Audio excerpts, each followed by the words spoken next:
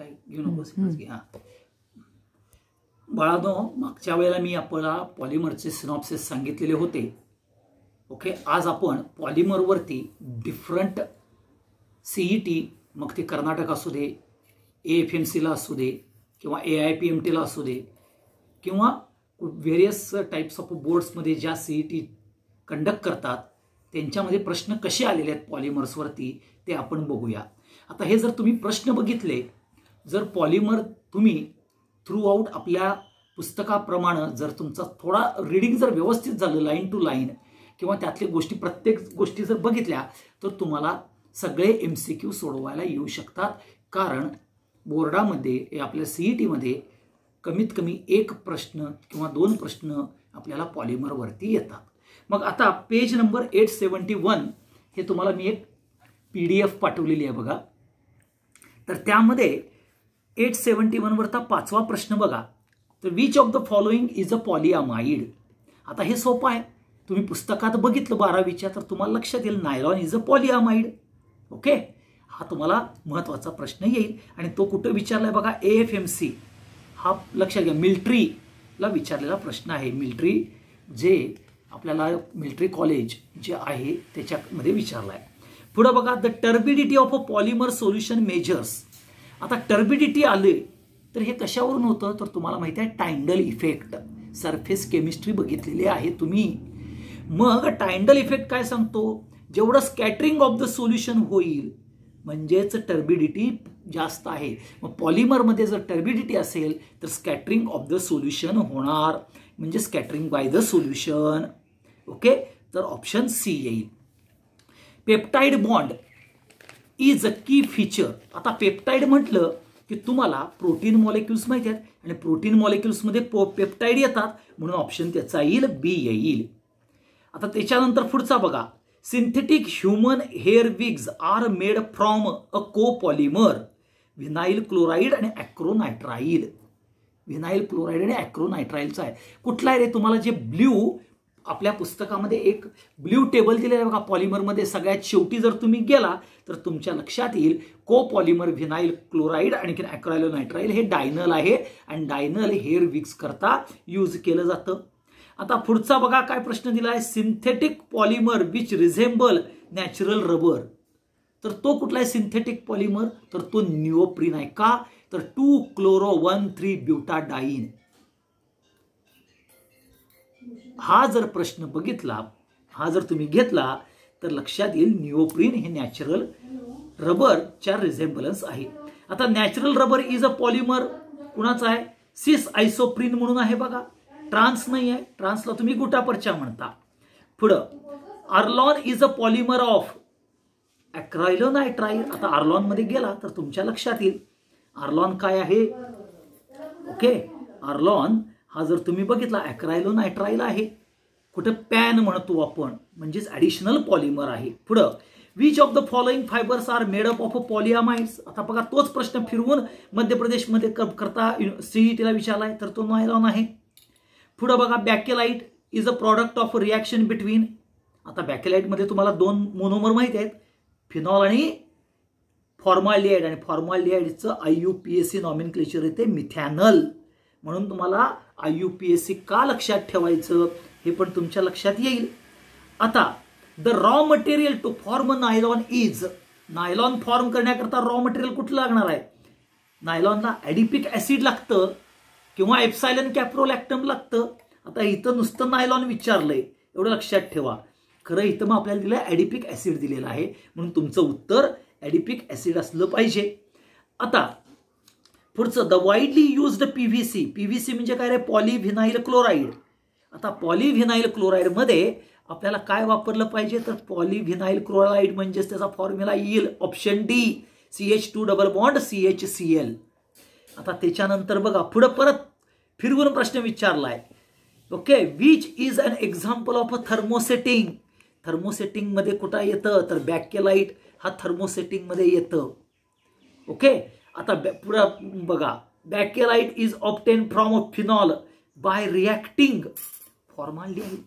मग जर तुम्ही 18वा क्वेश्चन बघितला तर पुढचा बघा काय लिहाय, catalyst used in the manufacturing of polythene by Ziegler method is, तो काय आपण म्हणतो टिटॅनियम टेट्राक्लोराईड आणि ट्रायमिथाईल ॲल्युमिनियम हा तो कॅटॅलिस्ट आहे. आता हा ट्रायमिथाईल चुकीचा पडलेला, इथं ट्रायइथाईल तेवढं घ्या, ट्रायइथाईल ॲल्युमिनियम हे लक्षात ठेवा. तो ट्रायमिथाईल नसून ट्रायइथाईल ॲल्युमिनियम असणार आहे. पुढं 19वा जर घेतला तुम्ही काय आहे बघा, which one of the following pairs is not correctly matched.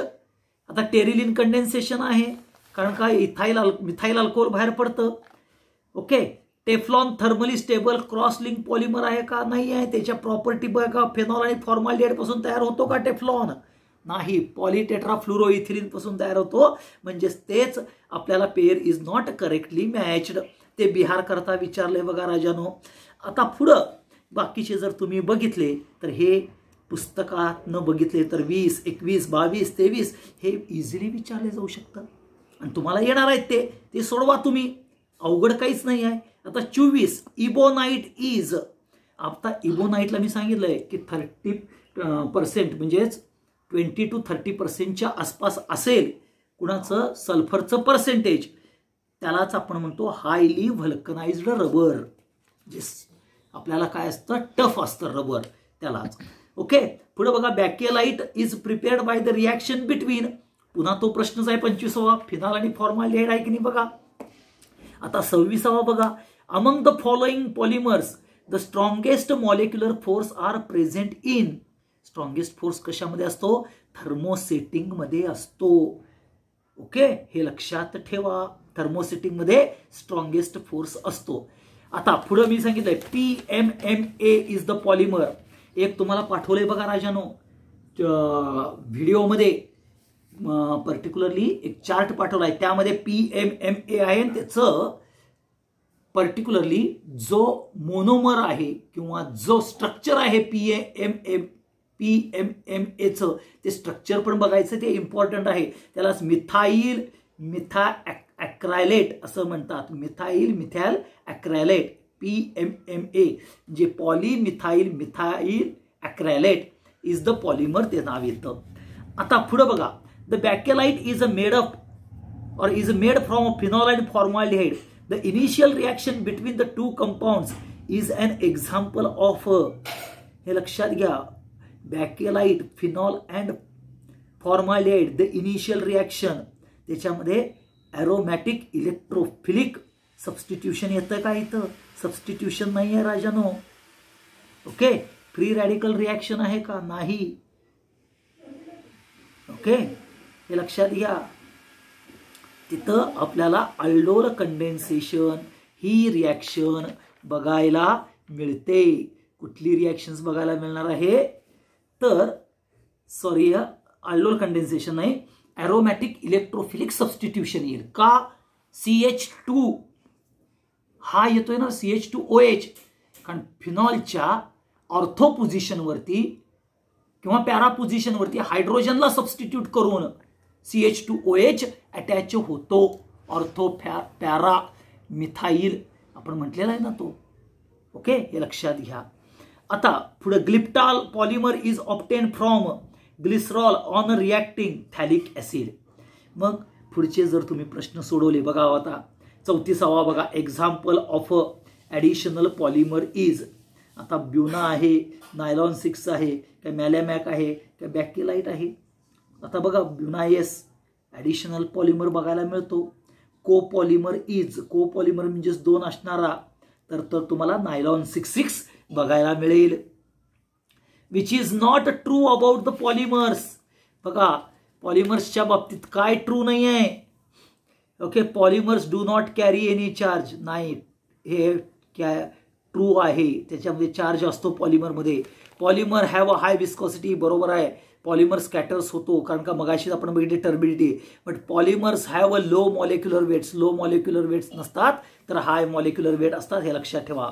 39 बघा, on the basis of the mode of their formation the polymers can be classified addition condensation as a copolymer both as an addition and on the basis of a mode of their formation the polymers are classified both addition and condensation polymer. हे option येणार आहेत. Okay, पुढे 43वा बघा, Zeigler नॅटा catalyst, तर option C आहे बघा. मग अशी जे आपण सांगितलं होतं. मग या पद्धतीनं आपल्याला हे केलं पाहिजे. आता बघा तुम्हाला 50वा बघा, soft drinks and baby feeding bottles are generally made up of, तर पॉलिस्टायरीनचं केलं जातं, पॉलियुरेथेन नाही, पॉलिस्टायरीन पासून बॉटल्स ह्या तयार केलेल्या जातात, हे लक्षात ठेवा. आता पुढे 53वा बघा, कॅप्रोलॅक्टम पॉलिमरायझेस टू गिव्ह नायलॉन 6, हे जिपमरला आलेला आहे बघा राजानो. ओके, मग अशा पद्धतीनं 56 पेज नंबर 873 मधला 56 बघा, which of the following is not correctly matched. Neoprene correctly matched होतोय. आता नायलॉन बघा, nylon is not correctly match, कारण NHCO च्या ऐवजी CONH लिंकेज पाहिजे, हे लक्षात ठेवा. टेरिलिन मॅच होतोय, पामा मॅच होतोय, हे लक्षात ठेवा. आता 57 बघा, मोनोमर दिलेला आहे तुम्हाला. हा मोनोमर जो आहे हे कशाचं दिलेलं आहे हे जर तुम्ही बघितलं तर 2 मिथाइल प्रोपीन हे नाव येतं. नाव काय येतं? 2 मिथाइल प्रोपीन. ओके, मग त्या पद्धतीनं राजानो हे बाकीचे मी जे प्रश्न पाठवलेले आहेत ह्या प्रश्नांचं तुम्ही उत्तर सोडवा. ओके, अवघड काही नाही. त्याच्या खालती मी तुम्हाला पर्टिक्युलरली आन्सर्स पण दिलेले आहेत. ओके, आणि ह्या आन्सर्सवरनं तुम्ही बघून घ्या आणि सोडवा. आणि पॉलिमर डिटेलमध्ये जर असा वाचला की तुमचेच 2 प्रश्न तुमच्या हातचे आहेत, एवढं लक्षात ठेवा. तर हे सोडू नका. आता पुढचा जो पार्ट मी घेणार आहे तो मेटॅलर्जी घेणार आहे, हे लक्षात ठेवा. म्हणजेच आपला आता पॉलिमर इथं संपलेला आहे. पुढचा पार्ट आपण मेटॅलर्जी हा पुढच्या व्हिडिओमध्ये मी तुम्हाला पाठवतोय. मेटॅलर्जी जरा तो सुद्धा पार्ट थेरॉटिकलच आहे राजानो. मग थेरॉटिकली आपल्याला जे 2-2 प्रश्न येणार आहेत ते पटकन कसे कॅच करायचे आणि त्याचे मार्क्स कसे मिळवायचे हे लक्षात घ्यायचं आहे. आणि त्याच्यामध्ये तुमचं रीडिंग महत्त्वाचं आहे. जरी आत्ताचा वेळ कोरोनामुळे तुमचा जरी सुद्धा थोडासा वेळ असं वाटत असेल तर हे जे तुमच्या हातचे आहेत, बायोमॉलिक्यूल आहे, पॉलिमर आहे, नंतर तुमचा मेटॅलर्जी पार्ट आहे, जनरल प्रिन्सिपल्स आहे, D&F ब्लॉक आहे, केमिस्ट्री इन एव्हरीडे लाईफ आहे, हे तुम्ही करा ना. प्रत्येकाचे 2-2 प्रश्न येणार आहेत राजानो. असे 6 ते 7 जे आपल्याला टॉपिक्स आहेत, तर ते 7 दुनी 14 प्रश्न हे तुमच्या हातचे आहेत. हे तुम्ही ठरवायचं की करायचं का नाही.